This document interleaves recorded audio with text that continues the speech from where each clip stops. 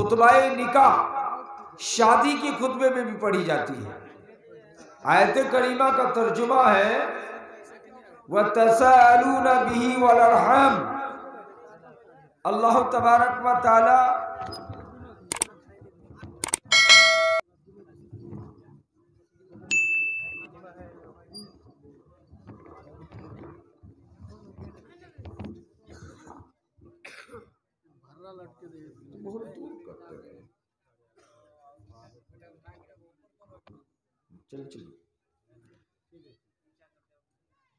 اللہ تبارک و تعالی ایک دوسرے سے پوچھیں گے قیامت کے میدان میں رشتے ناتوں کے بارے میں۔ آگے اللہ کہتا ہے ان اللہ کان علیکم رقیبا، بے شک اللہ تمہارا نگہبان ہے، اللہ نگرانی کر رہا ہے۔ حدیث پاک جو پڑھی اس کا ترجمہ ہے، نبی فرماتے لا يدخل الجنت قاطع رحم، رشتہ ناتا توڑنے والا جنت میں نہیں جائے گا۔ رشتہ ناتا کا معنی سمجھ رہے ہیں؟ خاندانی رشتہ ہے، چچا ہے، پھوپھی ہے، خالہ ہے، کوئی بھی رشتہ توڑنے والے کو نبی صلی اللہ علیہ وسلم نے فرمایا کہ وہ جنت پہ نہیں جائے۔ دوسری حدیث میں نبی نے فرمایا کہ قرب قیامت میں امیروں سے، پیسے والوں سے رشتہ جوڑا جائے گا اور غریبوں سے رشتہ توڑا جائے گا۔ تیسری حدیث نبی کائنات صلی اللہ علیہ وسلم کا ارشاد گرامی ہے کہ انسان کے رشتے کا سب سے زیادہ مستحق آپ کے ماں باپ، ہر ایک کے ماں باپ، لیکن ہم ان کے ساتھ بھی اچھا برتاؤ نہیں کر رہے۔ آج معاشرے میں دیکھا جاتا ہے کہ لڑکا اگر مولانا ہے، حافظ ہے، تو کرتا پاجامہ ٹوپی لگا کے نماز پڑھ کے آ کے بیٹھے ہیں، یا انگریزی پڑھا لکھا ہے، انجینئر بن گیا ہے، ڈاکٹر بن گیا تو وہ بھی بیٹھے، اور باپ پڑھا لکھا نہیں ہے، جاہل آدمی ہے، وہ گھاس کھیت سے کاٹ کے لے آ کے اس کا کوٹ کر گائے بھینس کو کھلا رہے، اب بیٹا گھوم رہا ہے۔ ایسا ہو رہا ہے۔ بہت سی مائیں بھی ایسی ہیں کہ گھر کی اصل ملکہ آپ کی ماں کام کر رہی ہے، لیکن بیٹی بیٹھی ہے، بہو بیٹھی ہے۔ ذرا نبی کے اس جملے پر خیال کیجئے، حضرت جبریل امین نے آ کر کہا اخبرنی عن امارتہا، اے اللہ کے رسول مجھ کو قیامت کے نشانی کے بارے میں بتا دیجیے۔ آپ نے فرمایا ان تلد الامۃ ربتہا، قیامت کی نشانی بتا دی کہ لونڈی آقا کو جنے گی۔ لونڈی آقا کو جنے گی کیا مطلب؟ ماں لونڈی کی طرح کام کرے گی اور بیٹا بہو بیٹی اس طرح بیٹھے رہیں گے، لگتا ہے کہ اس لونڈی کے پیٹ سے یہ سب بادشاہ پیدا ہوئے ہیں، آقا پیدا ہوئے ہیں۔ نبی کائنات نے آج سے 1600 سال پہلے بول دیا قیامت کی پہلی نشانی، وہ بھی پوچھنے والا جبریل ہے، بتانے والا امام کائنات ہے کہ ان تلد الامۃ ربتہا، لونڈی اپنے آقا کو جنے گی، یعنی ماں لونڈی کی طرح کام کرے گی، بہو بیٹھی رہے گی، باپ غلام کی طرح، نوکر کی طرح، مزدور کی طرح کام کرے گا، بیٹا بادشاہ کی طرح فل پینٹ پہن کے کرتا پاجامہ پہن کے گھومتا رہے گا۔ یہ ہو رہا ہے کہ نہیں؟ حضور نے 1600 سال پہلے قیامت کی پہلی نشانی یہ بتایا۔ دوستو بزرگوں، ہم آج کدھر جا رہے ہیں؟ کدھر کا رخ کر رہے ہیں؟ ہم نے اپنے معاشرے کو کتاب و سنت کا نام لے کر اس کو ختم کرنے کی کوشش کی ہے، نعوذ باللہ۔ بھائیو دوستو، ہمیں آپ کو جو سسٹم ہے حقوق العباد کا، اس میں ہمیں رشتہ ناتا کو کسی بھی حال پہ توڑنا نہیں ہے، جوڑنے کا کام کرنا ہے کہ نہیں؟ گاؤں میں کوئی غریب ہو گیا آپ کے رشتہ دار، بھیک مانگنے لگا ہے، لنگڑا ہو گیا، لولا ہو گیا. کوئی اگر پوچھے کہ رشتے میں آپ کا کون ہے تو کہتے اسے گاؤں گھر کا. شرم وہ تو دور کی بات ہے. ایک اچھے عالم دین جو مدینہ یونیورسٹی سے فارغ ہے اپنے باپ کو بھری محفل میں کیا کہا تھا؟ مائی سرونٹ، میرا نوکر. زیادہ دور کی بات نہیں ہے، کہاوت نہیں ہے. دربھنگا سلفیہ میں بہت سے بڑے بڑے مولانا پڑھانے والے مدنی علماء اور سلفی علماء سب بیٹھے ہوئے تھے. باپ جاہل آدمی تھا اور چمپارن کے عام پبلک جیسے ہمارے یہاں لنگی پہنتے ہیں وہاں دھوتی پہنتے ہیں. وہ دھوتی پہن کے آ گیا، سمجھ رہے ہیں، کالا سنتھال کی طرح شکل، لیکن بیٹا بھی کالا ہی ہے، لیکن مدنی ہونے کے بعد تھوڑا اس میں صاف صفائی آ گئی. ڈاکٹر سید عبدالحفیظ پوچھتے ہیں کہ حضور یہ کون آدمی ہے جو سامنے کھڑا ہے؟ تو سوچا کہ میرا باپ تو جاہل پڑھا لکھا ہے نہیں، انگریزی سمجھتے نہیں، عربی بھی سمجھتے نہیں، تو کیوں نہ انگریزی میں بول دوں. کیا بولا باپ کو؟ کہا ڈاکٹر صاحب یہ مائی سرونٹ، میرا نوکر گھر کا.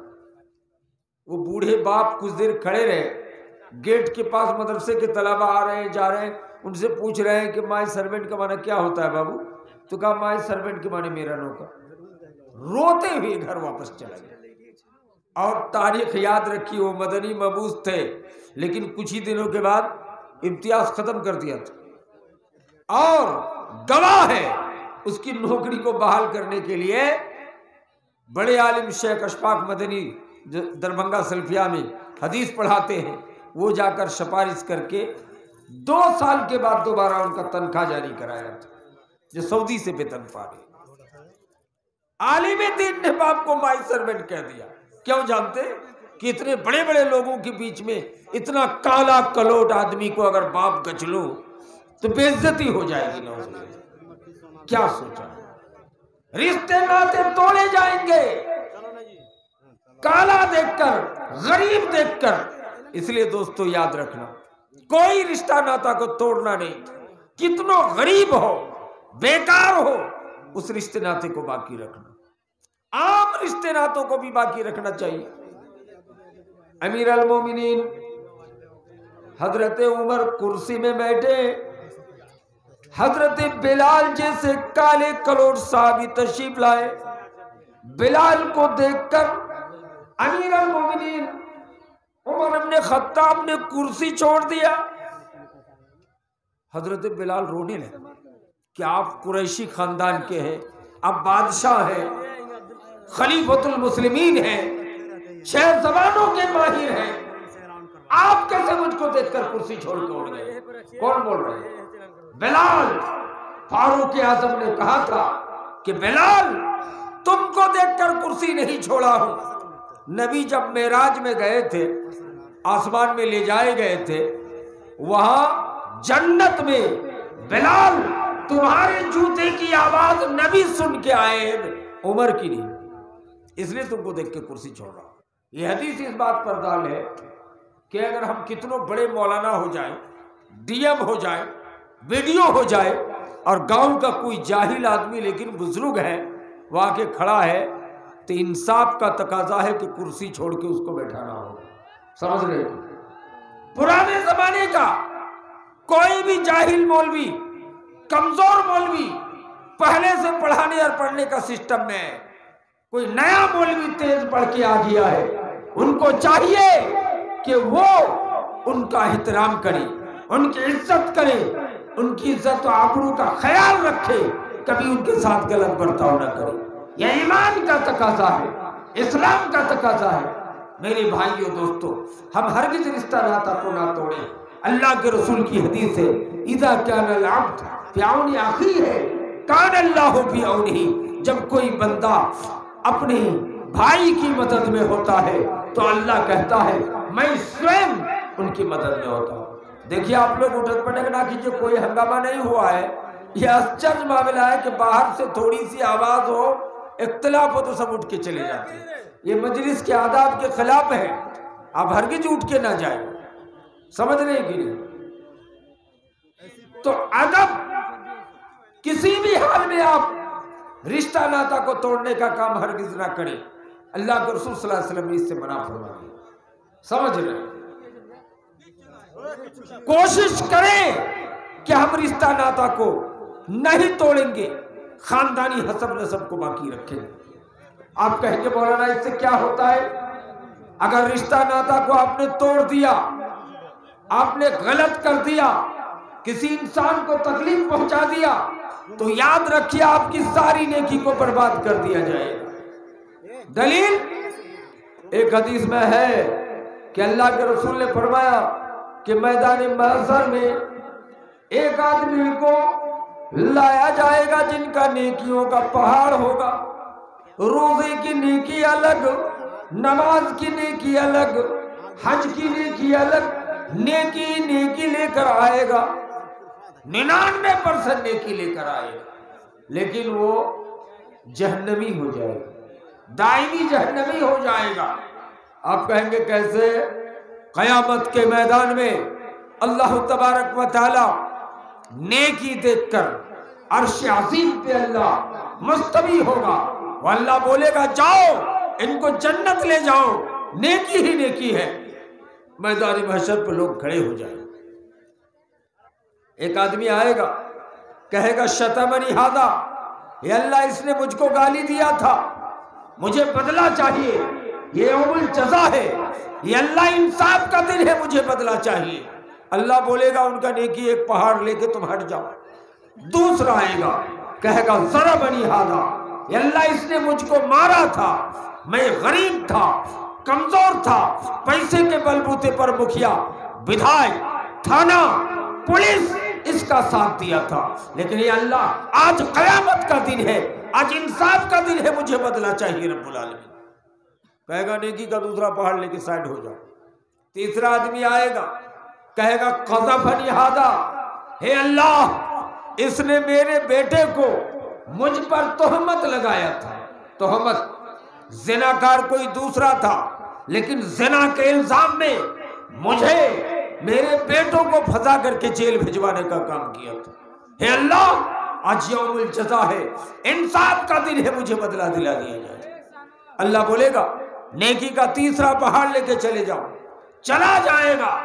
چوتھا آدمی آئے گا، کہے گا رب العالمین میرا بہت کم زمین، سیٹھ صاحب نمازی ہے، تہجد گزار ہے، حج کر کے آئے ہیں، بڑے مولانا ہیں، لیکن یہ اللہ ان کے بغل میں ماتر 10 کٹھا زمین میرا. ہر سال گرما دھان روپتے سمے کدال سے آر کاٹ لیا کرتا تھا، آری کاٹ لیتا تھا. انصاف نہیں ملا ہے. ہے اللہ یہ انصاف کا دن ہے، مجھے انصاف ملنا چاہیے. رب العالمین بولے گا فلانا آدمی تم نے زمین کا آری کاٹا تھا، تمہیں میرے نبی کی حدیث پتہ نہیں تھا کہ نبی نے کہا تھا کہ من قطع منار الارض، جس نے زمین کی آری کاٹا وہ ہماری امت میں سے نہیں ہے. دوسری روایت میں ہے کہ من تغیر منار الارض، جس نے زمین کو دبانے کی کوشش کی ہماری امت میں سے نہیں ہے. پھر بھی سنا نہیں. اللہ کہے گا جاؤ نیکی کا 5واں پہاڑ ان کو دے. ایسے کرتے کرتے پوری نیکیاں ختم ہو جائیں گی. مطالبات اور باقی ہے، اور لوگ بول رہے ہیں کہ ہم پر بھی الزام. اللہ بولے گا اب تو نیکی نہیں ہے، مطالبہ باقی ہے. اب ایک کام کرو، تم لوگ اپنے گناہ کو اس پر لاد دو. لاد دیا جائے گا اور اس آدمی کو نیکیوں کے ساتھ آنے والا آدمی کو جہنم میں ڈال دیا جائے گا. ایک دوسری حدیث میں نبی نے پوچھا صحابہ سے ای المفلس، مفلس کون ہے، فقیر کون ہے، غریب کون ہے؟ صحابہ نے کہا حضور جس کے پاس دینار و درہم نہ ہو وہی فقیر ہے، وہی فقیر ہے. آپ نے کہا نہیں یہ وہ آدمی فقیر ہے. مفلس یہ ہے کہ نیکیوں کا پہاڑ لے کے آئے گا، لیکن اتنا ظلم کیا ہوگا، کسی کو گالی دیا ہوگا، کسی کو تماچا مارا ہوگا، کسی پر تہمت لگایا ہوگا، کسی کی زمین کی آری کاٹا ہوگا، کسی کی پڑوسی کے ساتھ بدسلوک کیا ہوگا، پڑوسی کی بیٹی کے ساتھ زنا کیا ہوگا، غیر کو ستایا ہوگا. اس کا ہزاروں صحابہ چیلنج کرتے تھے کہ ہماری زبان سے ہماری ہاتھ سے کسی کو تکلیف نہیں پہنچی۔ ایک اور حدیث نبی فرماتے المسلم من سلم المسلمون من لسانہ و یدہ، کامل مسلمان وہ ہے جن کی ہاتھ سے، جن کی زبان سے دوسرا آدمی محفوظ رہے۔ محفوظ رہے مطلب سمجھ رہے، یعنی ہماری زبان سے کبھی گالی نہیں نکلی ہے، ہماری زبان سے کسی کو تکلیف نہیں پہنچی ہے، ہاتھ سے کسی کو تماچا نہیں لگا۔ اور ایک حدیث نبی صلی اللہ علیہ وسلم فرماتے ہیں کہ وہ آدمی جنت میں نہیں جائے گا جو زبان پہ گالی دیتا ہو۔ لا يدخل الجنت الفاحش والمتفاحش، گالی دینے والا، فحش، بیٹی روٹی، مکئی کھا لیا ہے کسی کی بکری نے، اب بیٹی روٹی کر کے گالی دے رہے ہیں۔ آپ کا بہترین ساگ لگا ہوا تھا، کوئی ساگ اٹھا کے لے کے چلا گیا ہے، آپ حاجی صاحب ہیں، مولانا صاحب ہیں، نمازی ہیں، لیکن پھر بھی بیٹی روٹی کر کے گالی دے رہے ہیں۔ ارے گالی دے کے آ جائے گا واپس، اور نبی کی حدیث بھول گئے ہیں، لا يدخل الجنت الفاحش، فحش کہنے والا جن کی زبان کھچڑ ہے، نبی کا حکم ہے، نبی کی پیشن گوئی ہے، جنت پہ نہیں جائے۔ اس لیے میرے بھائیوں، گالی گلوچ نہ دیں، خاندان، رشتہ دار سب کے ساتھ جڑے رہیں۔ شادی ہو رہی ہے، دوستوں کو دعوت دی گئی ہے، کہتے سامنے والا چچا دیکھ نہیں رہے، کہا ان کی کھوپڑی الٹا ہے، نہیں آتا ہے، 1 سال سے بات چیت، جبکہ اسلام کا حکم ہے کہ 3 دن سے زیادہ کسی آدمی سے بات نہیں کر سکتے۔ ہاتھ پیر پکڑ لیجئے، چچا کو راضی کی۔ قیامت کی نشانی ہے کہ غیروں کو دوست بنایا جائے گا قرب قیامت میں، اور اپنے خاندان، اپنے رشتے ناتوں کو دور کیا جائے گا۔ اس سے پتہ چلا کہ خالہ ہے، چچیری خالہ، نبی نے فرمایا الخالۃ بمنزلۃ الام، خالہ ماں کے درجے کا ہے۔ نبی نے فرمایا العم بمنزلۃ الاب، چچا باپ کے درجے میں ہے۔ اس لیے سب کو راضی رکھیے، ناراض نہیں کیجیے، ماں باپ کو ناراض نہیں کیجیے۔